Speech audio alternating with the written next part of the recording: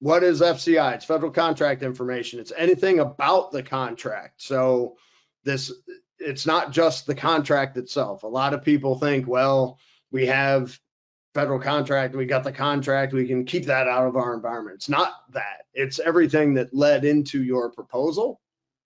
It's the feedback that you got back as you were in the contracting process.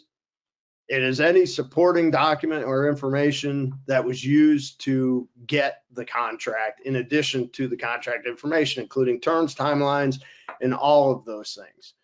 That is more information than a lot of people initially think. That, and in an organization that has multiple contracts, they typically have a system where that's maintained. That's what we're going to be looking at protecting with that limited subset level 1 controls. CUI is information that the government creates or possesses. There's some interpretation into what CUI actually is. It's difficult to define in clarity out of context from your specific organization, but it's essentially information that the government wants to protect that's not classified. The best example for that can be, in a manufacturing context, design diagrams that may include parts that are involved in weapon systems. At some point, that may actually become U.S. MIL or military list data.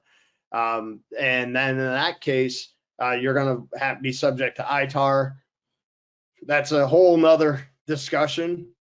But the idea is that CUI is going to be the information that's going into the product or service that you're providing.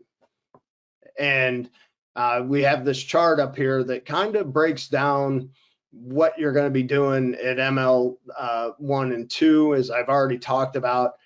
This is the old diagram. You'll see that the organization that has CUI is ML3. That's actually ML2 now, as is the prime.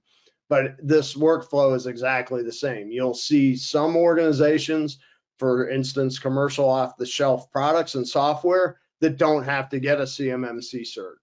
You'll have contractors that have all that information to get the contract. They'll have to get level 1 and then level 2 for anybody that has the CUI. And again, we're saying it is most likely that you're going to need to involve a C3PAO to get the assessment or to get the certification.